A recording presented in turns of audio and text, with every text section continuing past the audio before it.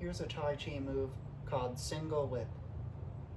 So beginning on the right leg, right foot turns out 45 degrees.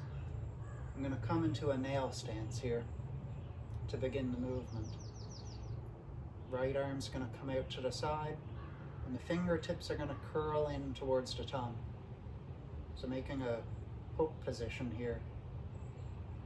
So this is a loose hook. I'll come closer for a moment to show that. Fingers are rounded so you're not pointing them down. Just a loose hook position.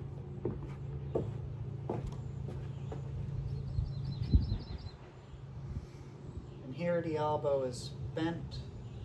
You always keep a little bit of roundedness here. You don't want to straighten and lock out the limbs. It's said in Tai Chi that where there's tension, Chi, the life energy, can't flow.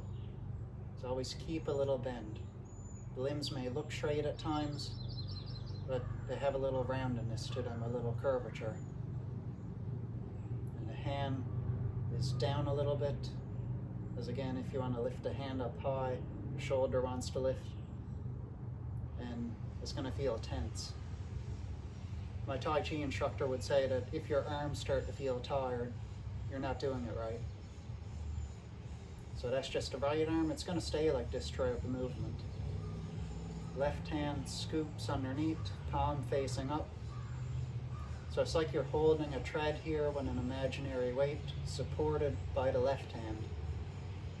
Left foot's going to step out to a bow step.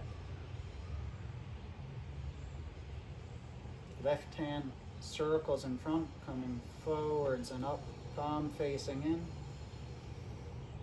At the very end, when you finish shifting forward, the left hand turns outwards and the wrist settles down.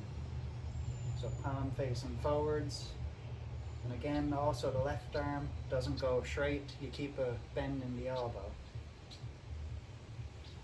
And to repeat the single whip movement, as we shift back, the left hand's going to scoop down. And your weight's all the way on the back foot. And as you turn here, the left hand's going to turn facing up, circling forwards and up. Palm faces out, wrist settles down. Left hand is in line with the left leg. So it's not towards the center, in line with the leg.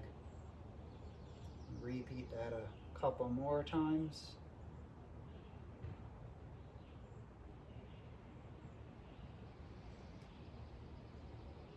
It's like you're holding onto a lasso, striking a whip.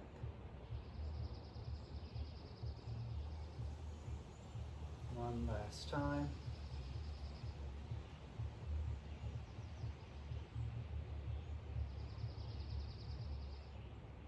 And again, as you shift forwards and backwards, keep the hips the same height above the floor.